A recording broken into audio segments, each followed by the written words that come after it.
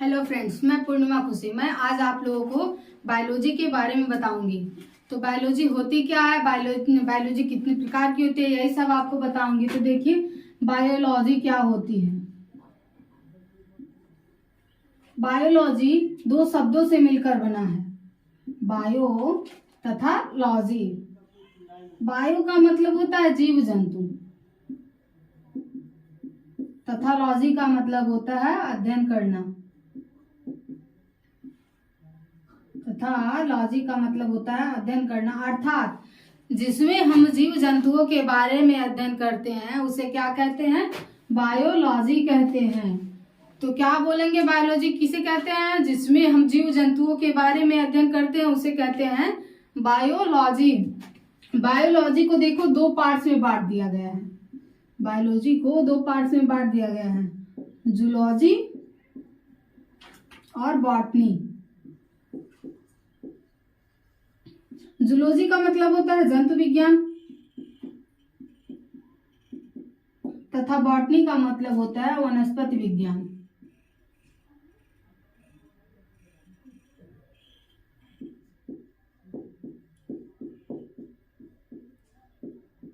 देखिए सबसे पहले ना अरस्तु नामक वैज्ञानिक आए थे, अरस्तु, जिन्होंने बायोलॉजी की खोज की और जूलॉजी की खोज की। जब अरस्तु आए थे ना तो उस समय क्या सिर्फ यही पाया गया था कि जीव विज्ञान में जंतु विज्ञान सिर्फ जो जीव चलते हैं उन्हीं के बारे में क्या बोले थे, ये अध्ययन किया गया था। जो जीव चलते हैं, जो जीव सांस लेते हैं, इन्हीं सब के बारे में अध्ययन किया था। किसमें, अरस्तु ने किया था, जीव विज्ञान और जंतु विज्ञान में, जीव विज्ञान और जंतु विज्ञान में। फिर उसके बाद आए थियोफ्रेस्टस।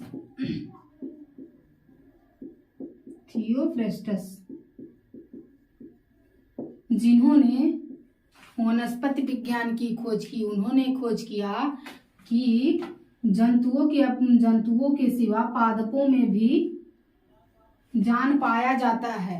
तो आप क्या बोलोगे कि वनस्पति विज्ञान की खोज किसने की, थियोफ्रेस्टस ने की।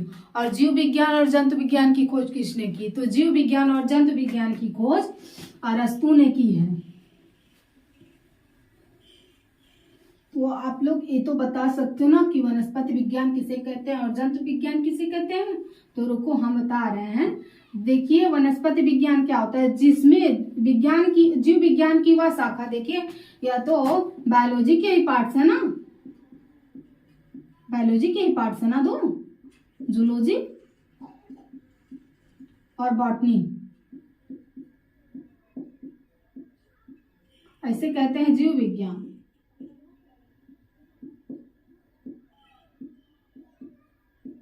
वनस्पति विज्ञान और जंतु विज्ञान। तो देखिए आप लोग यहाँ पे बॉटनी कहते किसे हैं, देखिए जीव विज्ञान की वह शाखा जिसमें हम पादपों के बारे में अध्ययन करते हैं। पादपों मतलब पेड़ पौधों के बारे में अध्ययन करते हैं, उसे क्या कहते हैं, वनस्पति विज्ञान कहते हैं। और जिसमें हम जीव जंतुओं के बारे में अध्ययन करते हैं, जंतुओं के बारे में, जीवों के बारे में तो करते हैं, जिसमें हम जंतुओं के बारे में अध्ययन करते हैं उसे क्या कहते हैं, जंतु विज्ञान कहते हैं। तो जंतु विज्ञान की खोज किसने की है, अरस्तु ने की है। और वनस्पति विज्ञान की खोज किसने की है, थियोफ्रेस्टस ने की है। तो हम आप लोगों को सबसे पहले बायोलॉजी के सबसे बेसिक पार्ट के बारे में बताएंगे। तो सबसे बेसिक पार्ट क्या होता है, सेल होता है, सेल, जिसे हिंदी में बोला जाता है कोशिका। कोशिका होती क्या है, कोशिका होती क्या है, हमारे शरीर की सबसे छोटी इकाई को क्या कहते हैं, कोशिका कहते हैं। तो हमारे शरीर की सबसे छोटी इकाई को क्या कहते हैं, शरीर की सबसे छोटी इकाई, यूनिट। इकाई को इंग्लिश में बोला जाता है यूनिट। हमारे शरीर की सबसे छोटी इकाई क्या कहलाती है, कोशिका कहलाती है। तो देखिए आप लोगों को इसमें बहुत सारी चीजें बताएंगे। कोशिका में बहुत सारी चीजें पाई जाती हैं। देखिए, तो कोशिका की खोज किसने की है? अपना हमने तो आपको बता दिया, कोशिका कहते हैं किसी शरीर की सबसे छोटी इकाई कोशिका कहलाती है।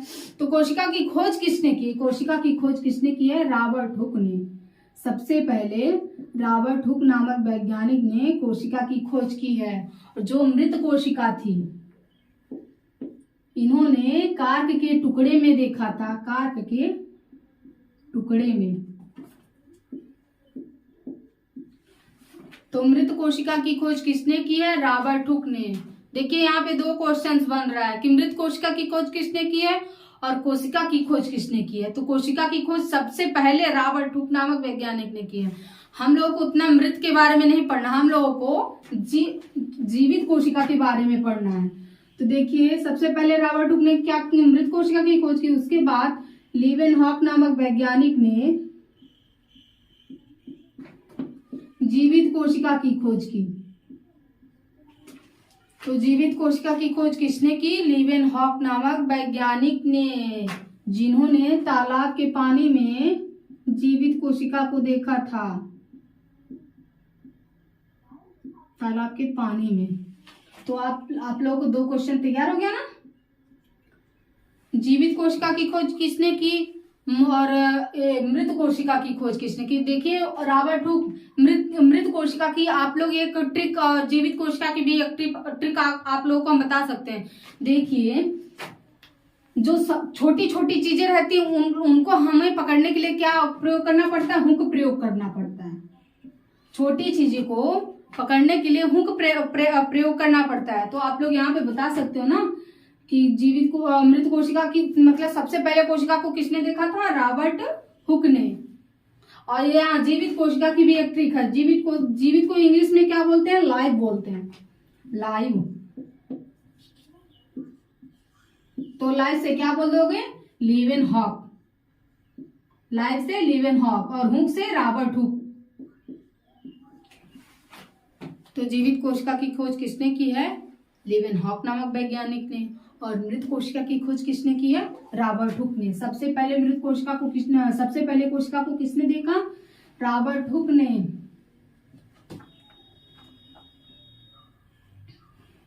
देखिए, कोशिका की खोज हो गई।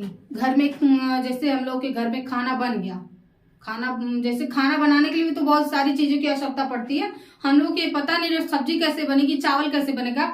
सब्जी बनाने के लिए तेल और पानी से ही सब्जी बन जाएगी। आप लोग ये जानो कि तेल और पानी डाल के सब्जी बनाते हैं। अरे आप लोग को तो ये भी पता रहना चाहिए सब्जी बनती कैसे है। तो यहाँ पे देखिए, स्लाइडन और सॉन नामक दो वैज्ञानिक हैं। स्लाइडन एंड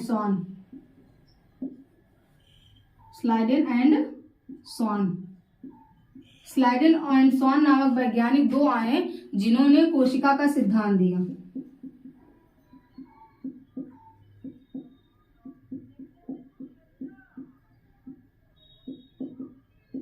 कोशिका का सिद्धांत किसने दिया? स्लाइडन और सॉन नामक दो वैज्ञानिक ने।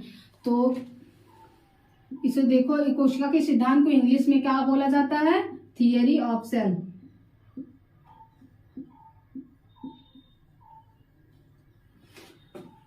कुछ लोग गांव में होते हैं ना, कि गांव में या फिर शहर में इतना आपको ये नहीं पूछेंगे कोशिका का सिद्धांत किसने दिया, सीधे पूछ देंगे थियरी ऑफ सेल किसने दी। तो आप लोग क्या बताओगे? थियरी ऑफ सेल किसने दी? स्लाइडन एंड सॉन नामक दो वैज्ञानिक ने।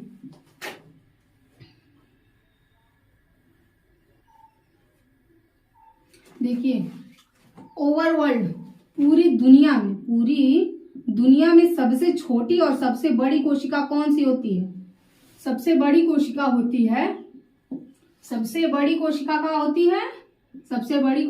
है शुतुरमुर्ग के अंडे में।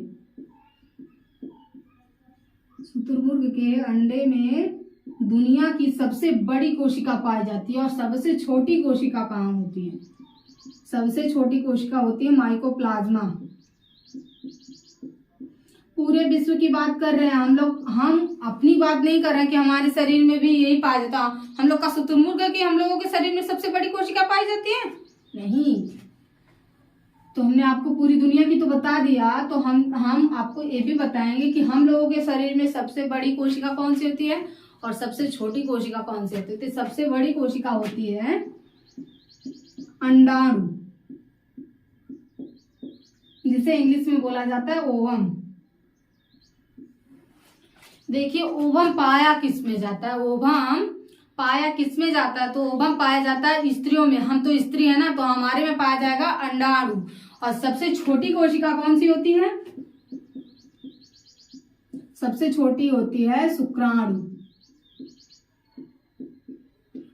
जिसे इंग्लिश में बोला जाता है स्पर्म।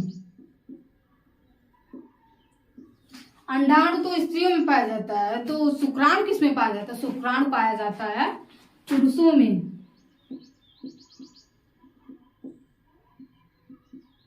जब शुक्राणु और अंडाणु मिलते हैं ना, तो क्या बनता है? तो जब शुक्राणु और अंडाणु मिलते हैं तो निषेचन होता है। निषेचन के बाद क्या? गर्भाशय में बच्चे का निर्माण होने लगता है। ये तो हम आपको उसमें बता देंगे, जीव जनन कैसे करते हैं। जीव में जनन में हम आपको यहाँ पे बता देंगे निषेचन होता कैसे है, शुक्राणु और अंडाणु कैसे मिलते हैं, ये सब तो बताएंगे ही। तो देखिए सबसे छोटी कोशिका होती है शुक्राणु, सबसे बड़ी होती है अंडाणु, और सबसे लंबी कोशिका कौन सी होती है? सबसे लंबी कोशिका होती है तंत्रिका, जैसे इंग्लिश में बोला जाता है न्यूरॉन। न्यूरॉन पाया कहाँ जाता है? न्यूरॉन पाया कहाँ जाता है? न्यूरॉन पाया जाता है हम लोगों के ब्रेन में। तो सबसे लंबी कोशिका कहाँ होती है? ब्रेन में होती है, जिसका नाम है तंत्रिका।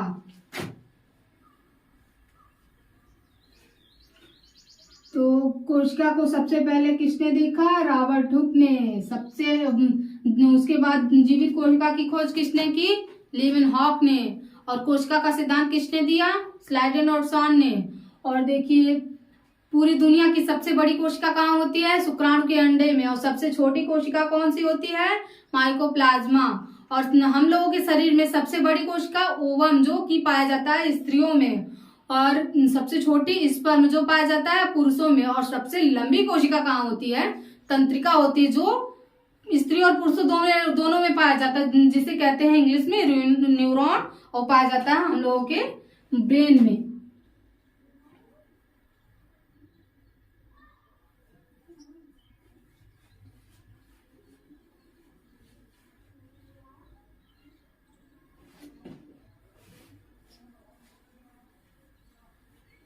अब हम आपको कोशिका के अन्य पार्ट्स के बारे में बताएंगे।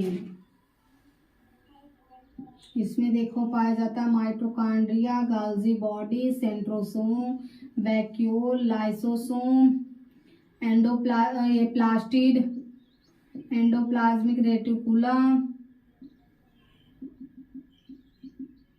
और न्यूक्लियस, जीवद्रव्य।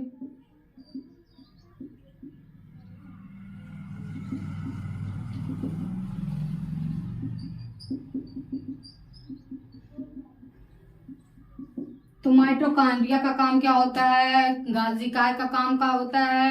और सेंट्रोसोम का काम क्या होता है? Vacuole, lysosome, plastid, endoplasmic reticulum, nucleus, जीवद्रव्य, सबके बारे में आपको बताएंगे कि इन सब का काम क्या होता है। देखिए है जो अरियां बनाए है ना, ये क्या है? यह है कोशिका झिल्ली।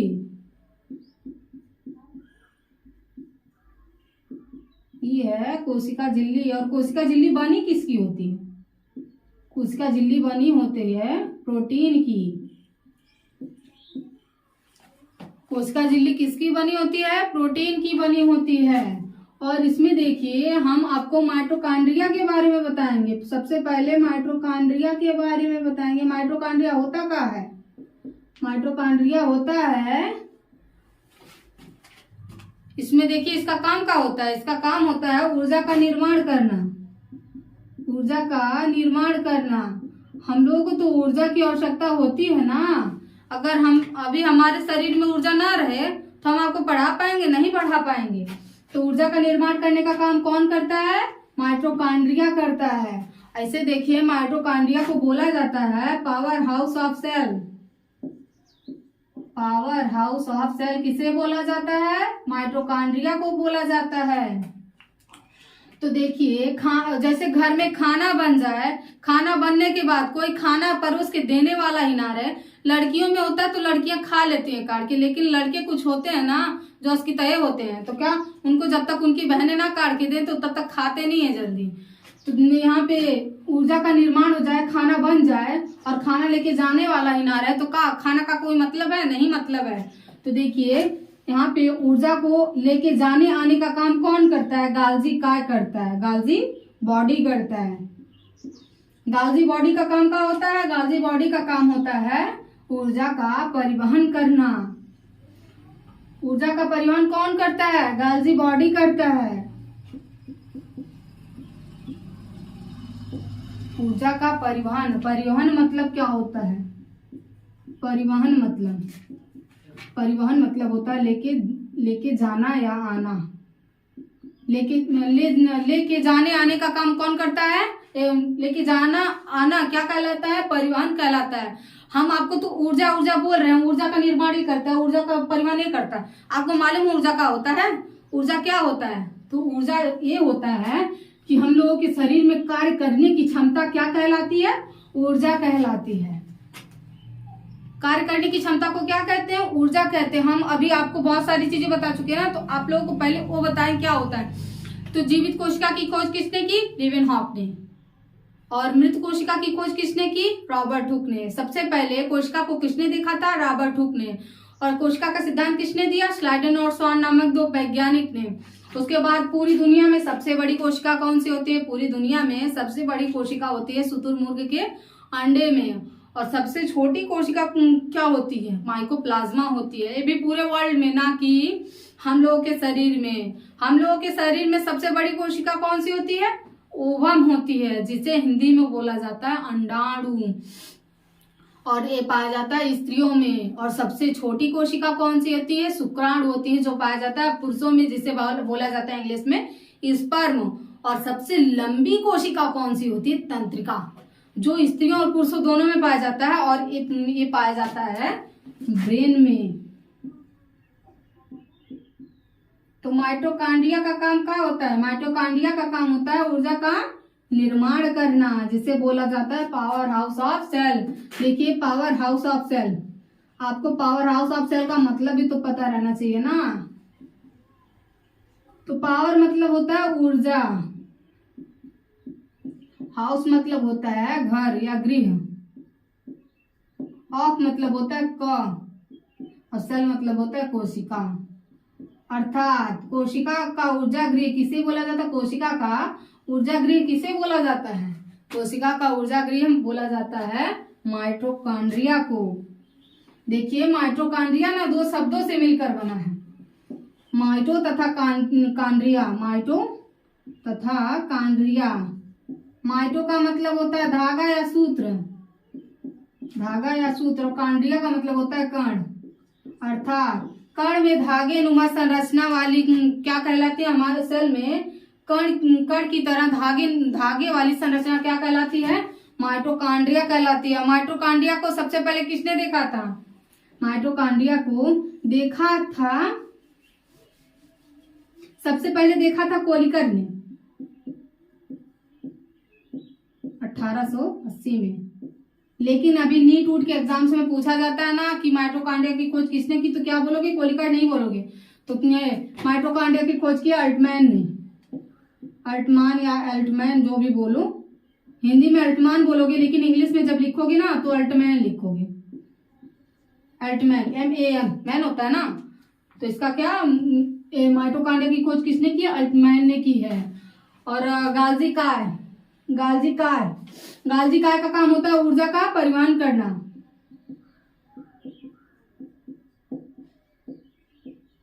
इसकी खोज किसने की? गाल्जी काय की खोज किसने की है? गाल्जी काय की खोज की है कैमिलो गाल्जी ने। कैमिलो गाल्जी, ये मत बोल देना कमीनो गाल्जी, नहीं, कमीनो गाल्जी नहीं होता है, कैमिलो होता है। आपको तो ये भी बोल सकते हो ना। अभी देखो अभी मील ही चल के आते हो ना, 1 मील घर होगा, 2 मील घर होगा, तो यहाँ पे क्या बोलो? Camillo, Camillo, Camillo Golgi. Camillo Golgi ने किसकी खोज की? गाल्जी काय की खोज की।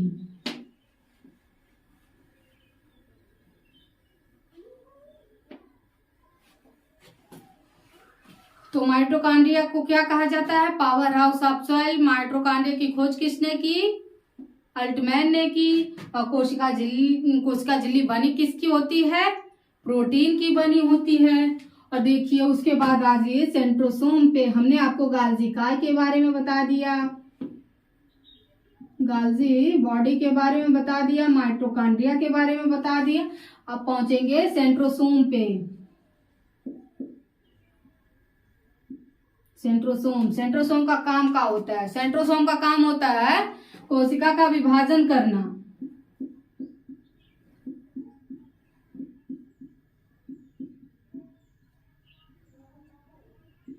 कोशिका का विभाजन करने का काम कौन करता है? कोशिका के विभाजन करने का काम को करता है सेंट्रोसोम। अब विभाजन से ये मत समझ लेना, विभाजन से बांटना नहीं होता है, विभाजन से बांटना ना होता है। विभाजन का यहाँ पे मतलब होगा पुनर्निर्माण करना, दोबारा जन्म देना, पुनर्निर्माण करना।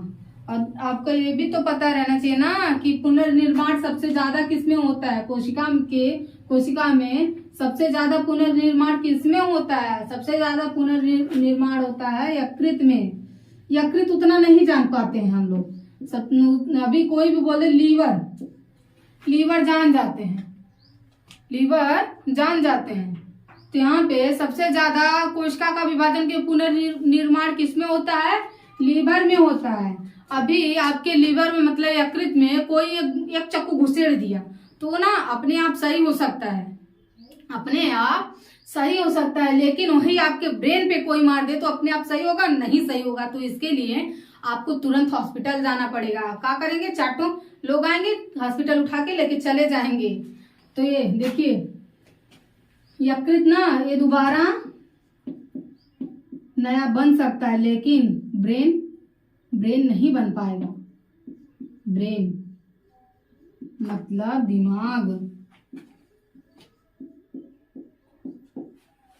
सबसे ज्यादा होता है पुनर्निर्माण यकृत में है, लेकिन ब्रेन में होता ही नहीं है। अभी मार धाड़ होती है तो अभी आपके कोई दिमाग को मार दे तो आपको क्या तुरंत चक्कर आ जाएगा, तुरंत चक्कर आ जाएगा या फिर ब्रेन हेमरेज हो जाएगा, आपको तुरंत हॉस्पिटल जाना पड़ेगा। तो कोशिका का विभाजन किसमें नहीं होता है? ब्रेन में नहीं होता है, और यकृत में होता है, वो भी सबसे ज्यादा होता है। अब ना यहाँ पे देखिए वैक्यूल को हिंदी में बोला जाता है रसधानी। रसधानी का काम क्या होता है? रसधानी का काम होता है पानी के संचरण का काम।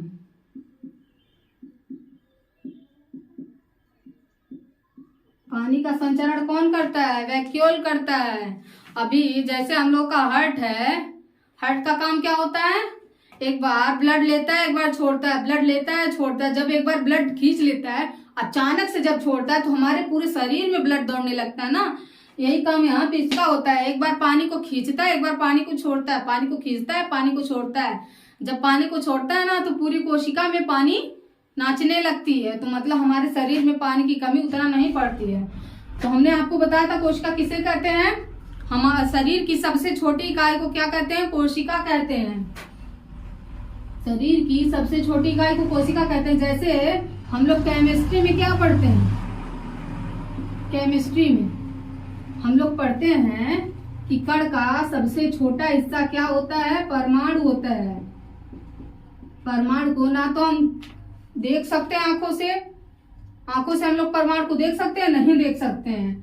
तो यही यहाँ पे कोशिका का होता है। कोशिका को हम आंख से देख पाएंगे? नहीं देख पाएंगे। कोशिका को सूक्ष्मदर्शी से देखना पड़ेगा। तो कोशिका की खोज किसने की? रॉबर्ट हुक ने। सबसे पहले किसने देखा? रॉबर्ट हुक ने। और उसके बाद जीवित कोशिका की खोज किसने की? जीवित की खोज की लीवेनहॉक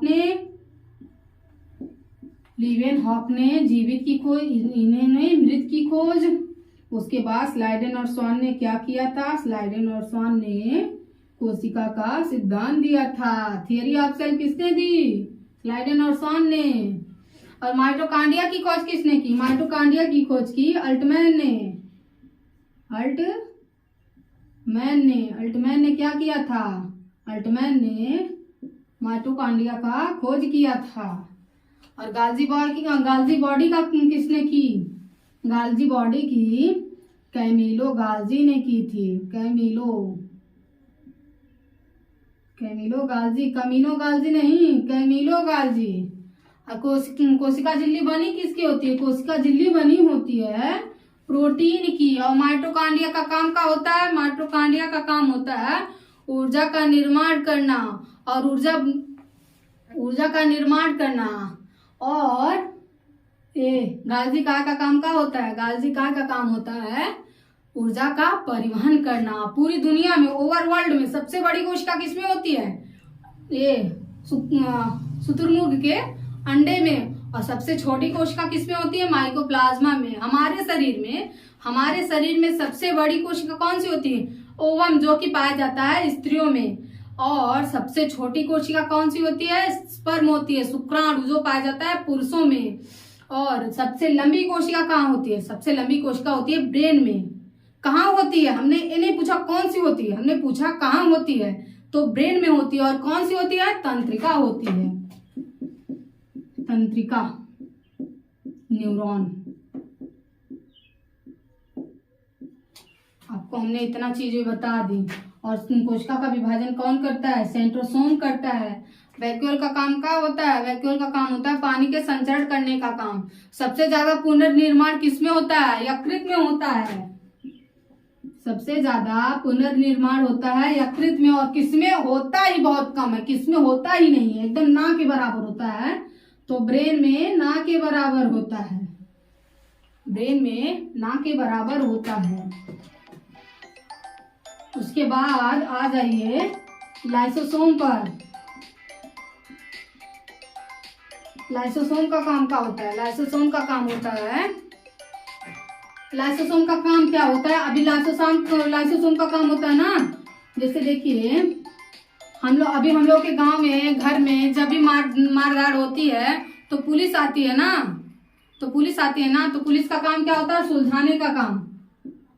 सुलझाने का काम कौन करता है? मामला सुलझाने का काम कौन करता है? पुलिस करती है ना, पुलिस करती है। पुलिस का काम क्या होता है?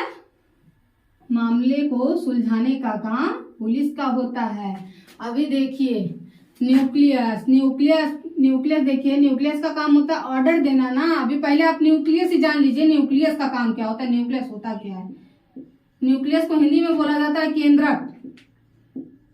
इसका काम होता है कि अन्य पार्ट्स को आदेश देना। मतलब जैसे अभी हमको कहीं पे घूमने जाना रहता है, अभी हमको क्या, आपको ही कहीं पे घूमने जाना रहे, आप लोग कहाँ जाओगे पहले परमिशन लेने के लिए? डैडी जी के पास, मतलब पप्पा के पास।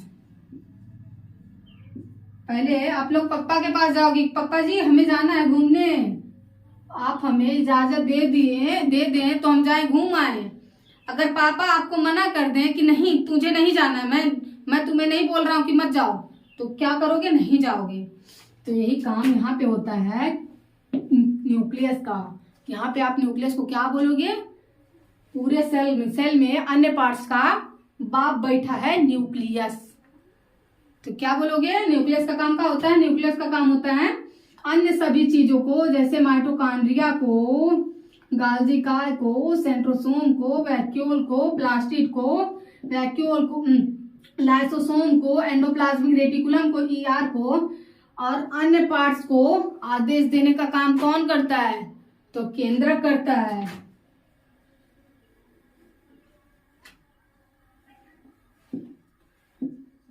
तो बस यहाँ पे आ जाइए, लाइसोसोम पर आ जाइए। अभी देखिए अगर न्यूक्लियस इसको ऑर्डर दे रहा है प्लास्टिड को, प्लास्टिड तू अपन काम कर, प्लास्टिड कर हम ना कर तका कर बे, हम अपने मन करेंगे। तो ये क्या करता है? न्यूक्लियस तुरंत ऑर्डर दे देता है लाइसोसोम के, लाइसोसोम जाके ओके नष्ट कर दूं। तो लाइसोसोम क्या करता है? लाइसोसोम धीरे से अपना थोड़ा सा एसिड इस पे डाल देता है, जिससे प्लास्टिड क्या हो जाता है? नष्ट हो जाता है। प्लास्टिड नष्ट हो जाता है। तो फिर यहाँ पे आ जाता है काम सेंट्रोसोम का। तो सेंट्रोसोम से तुरंत ये ऑर्डर देता है न्यूक्लियस, सेंट्रोसोम जाके उसको दोबारा जन्म दे दे, मतलब दोबारा बना दे। सेंट्रोसोम दोबारा एक नया प्लास्टिड बना देगा। और देखिए फिर न्यूक्लियस बोलेगा कि आज के बाद मेरी बात का कभी उल्लंघन मत करना, नहीं तो मैं तुझे नष्ट करवा दूंगा। तो फिर यहाँ पे प्लास्टिड देखिए, इसे देखिए ना, इसे कोशिका का इंस्पेक्टर बोला जाता है, कोशिका का पुलिस, कोशिका का पुलिस। कोशिका का पुलिस किसे कहा जाता है? लाइसोसोम को कहा जाता है। और देखिए इसे और एक चीज बोला जाता है, आत्मघाती थैली। आत्मघाती थैली, थैली माने का होता है? थैली माने होता है थैला। अभी सब्जी लेने के लिए थैली लेके जाते हो ना, तो एक तरह से ये भी थैली ही है। और लाइसोसोम को हिंदी में क्या बोलते हैं? लयनकाय बोलते हैं। कोशिका का पुलिस किसे कहा जाता है? लाइसोसोम को कहा जाता है। और आत्मघाती थैली किसे कहा जाता है? लाइसोसोम को कहा जाता है। आपको हमने 5-6 चीजें बता दी ना, तो आप लोग उसमें फिर दोबारा हम आपको बता रहे हैं कि माइटोकॉन्ड्रिया का काम होता है ऊर्जा का निर्माण करना, और ऊर्जा का परिवहन करने का काम कौन करता है? गाल्जी काय करता है। कोशिका का विभाजन कौन करता है? सेंट्रोसोम करता है। और पानी के संचरण का काम वैक्यूल करता है। कोशिका का आत्मघाती थैली किसे बोला जाता है? लाइसोसोम को बोला जाता है। और यहाँ पे न्यूक्लियस का काम क्या होता है? सारे पार्ट्स को आदेश देना। यह कोशिका का इकलौता बाप है। कोशिका का बाप किसे कहा जाता है? मतलब कोशिका के डैडी कौन है? न्यूक्लियस है। तो प्लास्टिड पे आ जाइए। प्लास्टिड, प्लास्टिड को हिंदी में बोला जाता है लवक। देखिए प्लास्टिड ना जंतुओं में नहीं पाया जाता है, प्लास्टिड पाया जाता है पादपों में। यह होता है 3 प्रकार का। प्लास्टिड 3 प्रकार का होता है। और कौन कौन सा?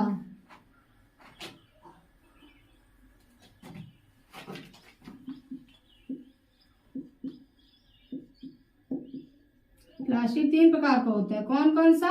हरित लवक, इसे लवक बोला जाता है। हरित लवक, वर्णी लवक और अवर्णी लवक। हरित लवक का काम क्या होता है? देखिए हरित लवक का काम होता है ना, जो पेड़ पौधे में पत्तियां हरी रहती है ना, ये हरी रहती है हरित लवक के कारण। हरित लवक के कारण पेड़ पौधों की पत्तियां हरी होती हैं। पेड़ हरे भरे किसके कारण होते हैं? हरित लवक के कारण होते हैं। और वर्णी लवक का काम क्या होता है? अवर्णी लवक का काम क्या होता है? वर्णी लवक का काम होता है भोजन का निर्माण करना। जैसे हम लोग के घर में भोजन कौन पकाती है? दीदी पकाती है या फिर मम्मी पकाती है? भोजन पकाने का काम कौन करता है? मम्मी या फिर दीदी ना।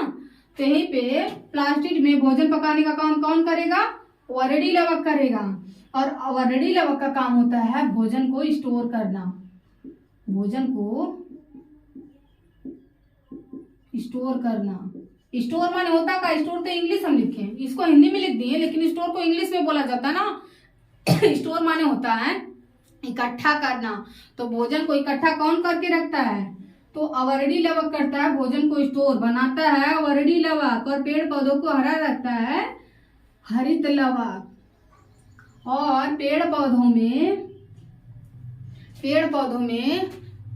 पौधों का रसोई घर किसे कहा जाता है?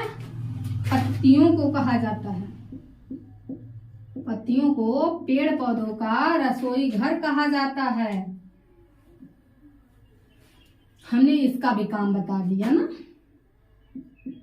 तो हमने क्या क्या बताया? किन किन चीजों का? प्लास्टिड का काम बता दिया, लाइसोसोम का काम बता दिया, वैक्यूल का, सेंट्रोसोम का, गाल्जी काय का, माइटोकॉन्ड्रिया का और न्यूक्लियस का काम बता दिया। अब आ जाइए ER पे, एंडोप्लाज्मिक रेटिकुलम पे।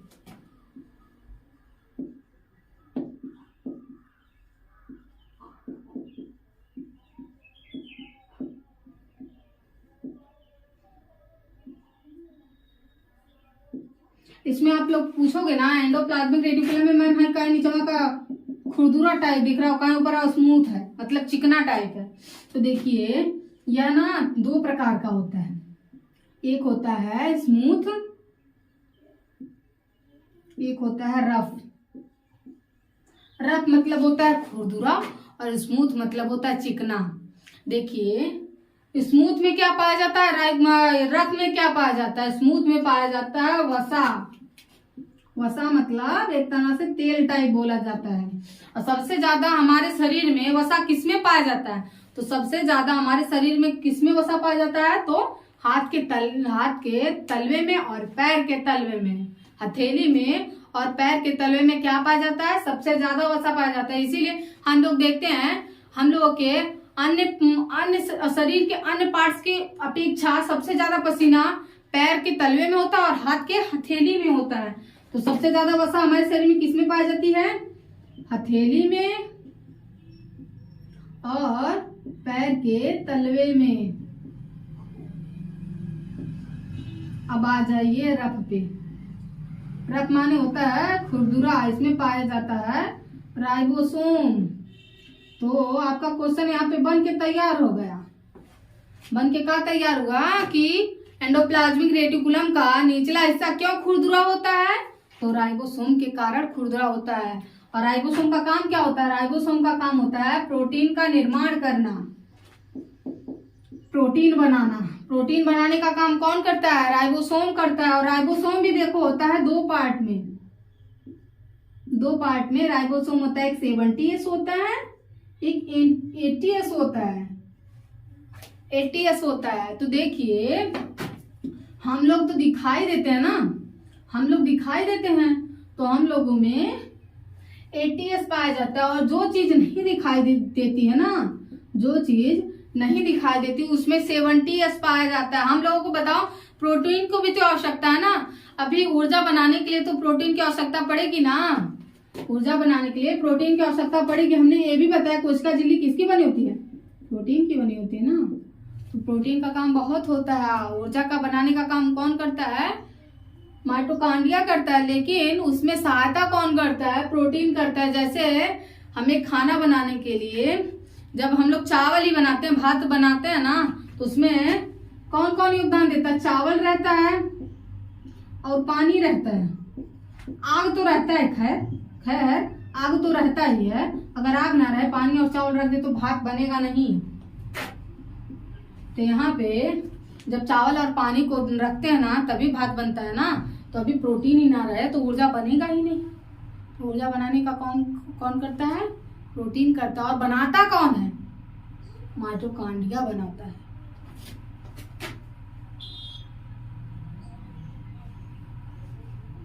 देखिए एक होता है माइक्रो, एक होता है मैक्रो। माइक्रो मतलब होता है, जैसे देखिए माइक्रोस्कोप होता है ना, माइक्रोस्कोप मतलब सूक्ष्मदर्शी। माइक्रोस्कोप से आप छोटी छोटी चीजों को देखते हो जो हम लोगों को अपनी आंखों से ना दिखे, अपनी नग्न आंखों से ना दिखे, उसमें उसे माइक्रोस्कोप से देखते हो ना। तो यहाँ पे माइक्रो में छोटी छोटी चीजें आ जाएंगी। तो माइक्रो में क्या पाया जाता है, 70S पाया जाता है। और मैक्रो में हम लोग मैक्रो हैं, अभी हम ही हैं, आपको देख ले रहे हैं, आप हमें देख ले रहे हैं, तो हम क्या है, मैक्रो। और मैक्रो में 80S पाया जाता है। 80S किस में पाया जाता है, मैक्रो में पाया जाता है, मतलब हम लोगों में पाया जाता है।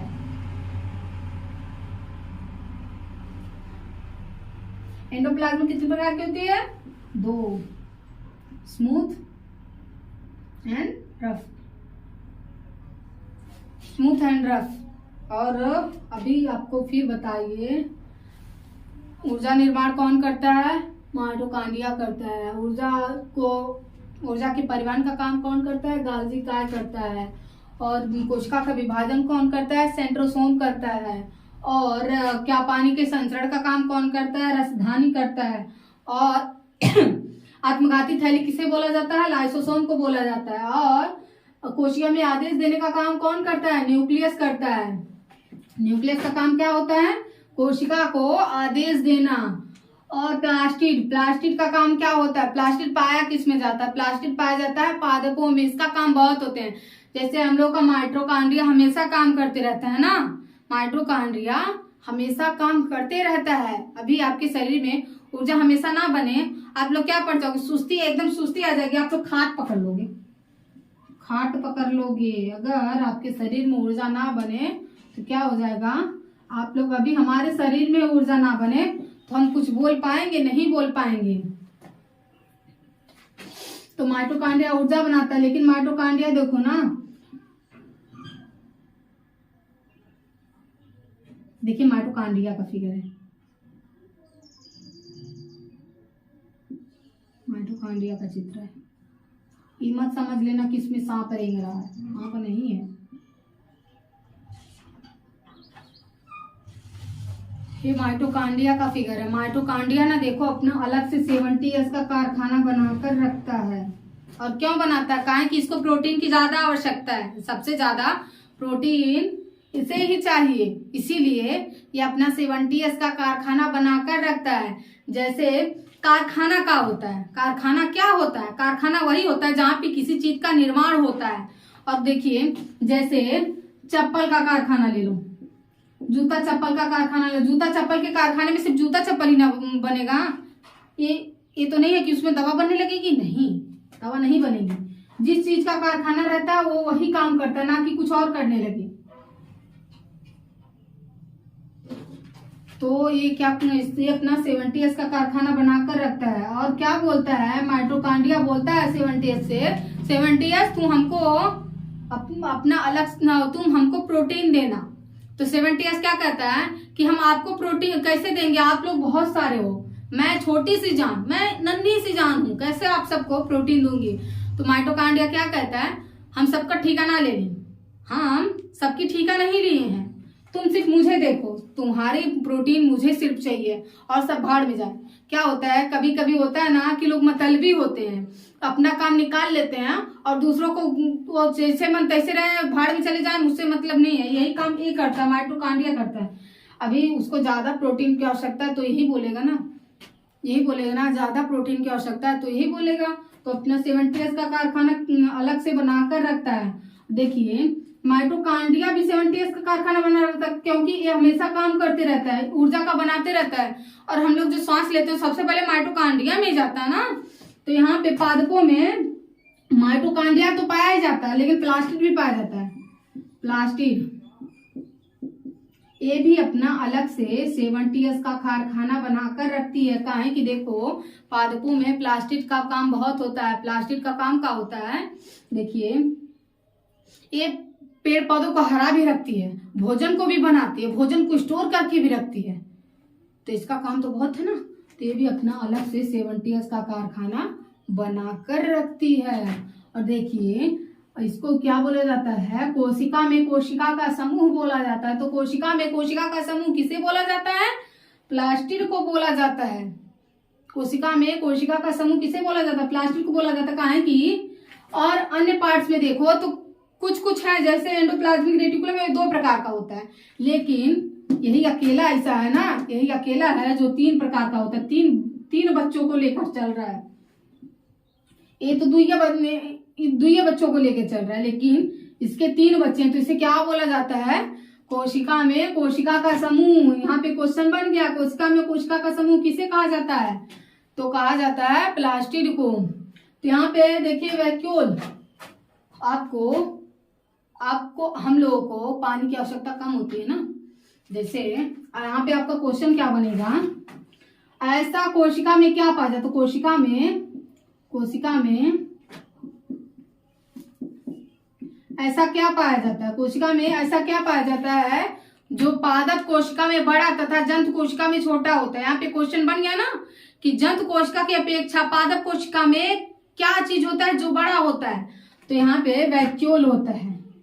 काहे कि आप बताओ, आपको ढेर पानी की आवश्यकता है कि पेड़ पौधों को? आप लोग ज्यादा पानी पीते हो पेड़ पौधों से? नहीं, हम लोग पानी उतना नहीं पीते। हम लोग ज्यादा से ज्यादा 2 या 3 लीटर 3 से 4 लीटर में पी लेते हैं, लेकिन पेड़ पौधों को ज्यादा आवश्यकता होती है ना।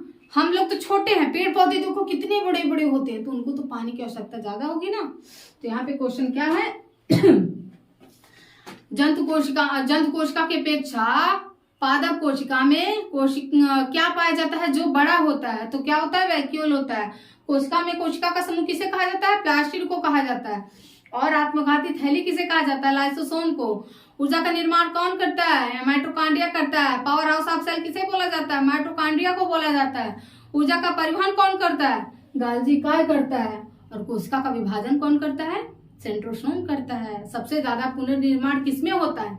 सबसे ज्यादा पुनर्निर्माण किसमें होता है? तो यकृत में होता है। और किसमें नहीं होता है? ब्रेन में नहीं होता है।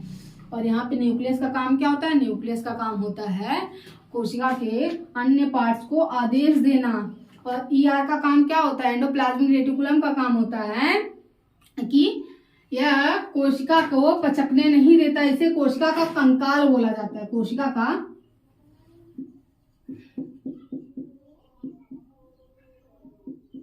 का कंकाल। जैसे हम लोगों का शरीर भी तो बना कंकाल के द्वारा ही ना। अभी हम लोग अभी मर जाते हैं और जब जमीन में गाड़ दिया जाता है तो आपका कंकाल ही बचता है अकेला ना, हड्डी बचती है ना। तो यहाँ पे कोशिका का कंकाल किसे बोला जाता है? एंडोप्लाज्मिक रेटिकुलम को ईआर को बोला जाता है। तो राइबोसोम का निर्माण कहाँ होता है? राइबोसोम मतलब ये एंडोप्लाज्मिक रेटिकुलम का निचला भाग क्यों खुरदुरा होता है? राइबोसोम के कारण खुरदुरा होता है। और राइबोसोम कितने प्रकार का होता है? 2 प्रकार का होता है, 70S और 80S। और ईआर कितने प्रकार का होता है? 2, स्मूथ एंड रफ। स्मूथ में क्या पाया जाता है? वसा पाया जाता है। रफ में क्या पाया जाता है? राइबोसोम पाया जाता है। और हमारे शरीर में कौन से 2 पार्ट्स हैं जिनमें ज्यादा वसा पाया जाता है? तो हथेली और पैर का तलवा। हथेली और पैर का तलवा। और देखिए सबसे पहले कोशिका को किसने देखा? रॉबर्ट हुक ने। उसके बाद जीवित कोशिका की खोज किसने की? लिवेनहॉक ने। कोशिका का सिद्धांत किसने दिया? स्लाइडन और सॉन ने। पूरे वर्ल्ड में, ओवर वर्ल्ड में सबसे बड़ी कोशिका कौन सी होती है? शुतुरमुर्ग के अंडे में। और सबसे छोटी कोशिका माइकोप्लाज्मा। हमारे शरीर की सबसे बड़ी कोशिका कौन सी होती है?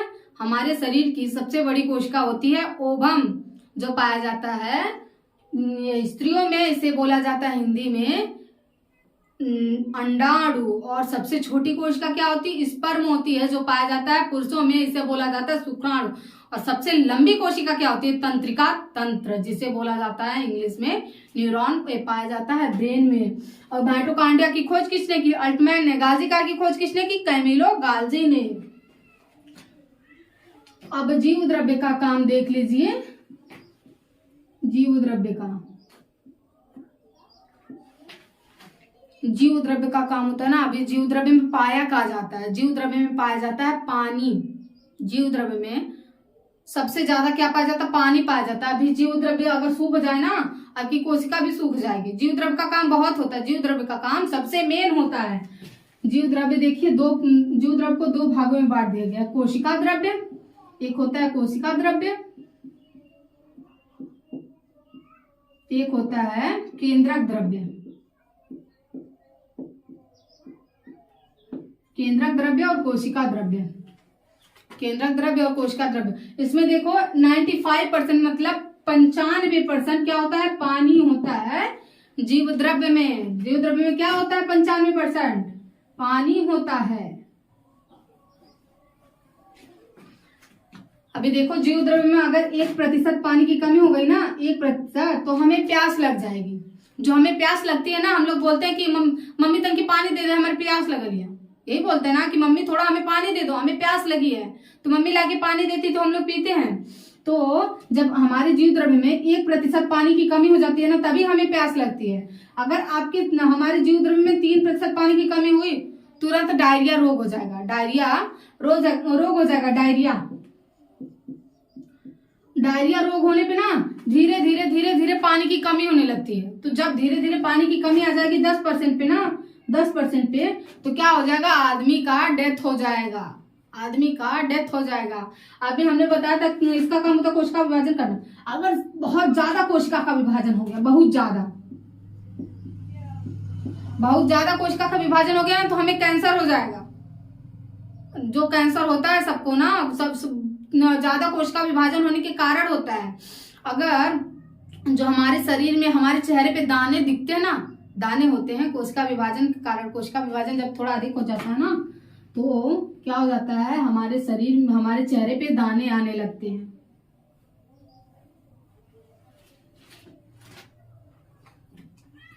अब देखिए न्यूक्लियस, न्यूक्लियस की खोज किसने की थी? रॉबर्ट ब्राउन ने।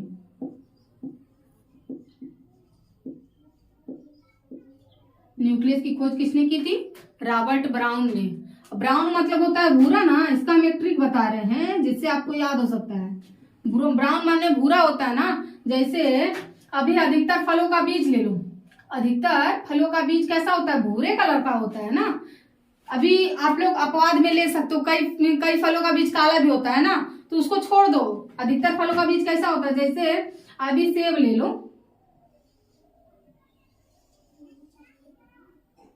कटा हुआ सेब हम बना रहे हैं, ये मत कहिएगा कि पूरा सेब है। देखिए हाई बिचवा वाला भागवा क्या है? केंद्रक है ना, इसको बीज से काटेंगे ना, तो इसमें क्या पाया? बीच में ही तो केंद्रक बीज पाया जाता है ना। फलों के बीचों बीच ही तो बीज होता है ना, तो वहां पे तो कोशिका में बीचों बीच क्या है? न्यूक्लियस है।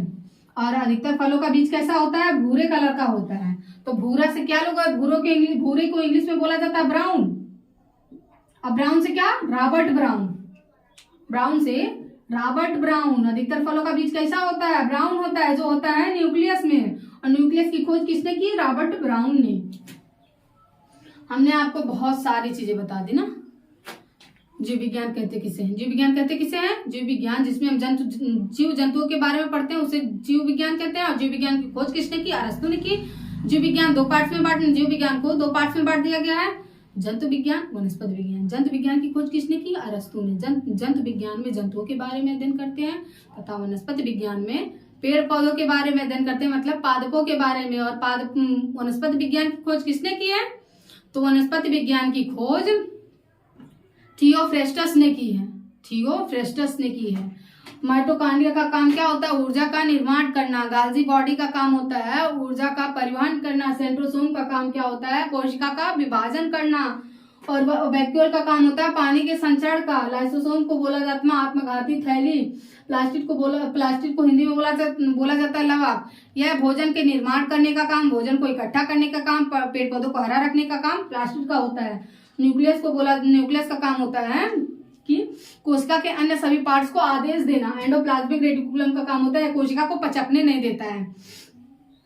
कोशिका को पचकने नहीं देता है। जैसे देखिए न्यूक्लियस कभी कभी होता है ना, बौरा जाता है, एकदम पागल हो जाता है। इसे आत्मघाती थैली काहे बोला जाता है? इसीलिए जब न्यूक्लियस एकदम कभी कभी होता है ना, एकदम पागल हो जाता है। जैसे अभी हम लोग कभी कभी देखते हैं ना, कोई व्यक्ति पागल हो गया, वो अपने मन के रहने लगा, जहां मन तहाँ जैसे मन तैसे घूम रहा है। जब ये पगला जाता है ना, जब न्यूक्लियस पगला जाता है तो क्या करते हैं सब? लाइसोसोम को छोड़कर ये सब अपने मन के रहने लगते हैं। बोलते हैं न्यूक्लियस तो पगला गया, अब हम अपने मन का रहेंगे।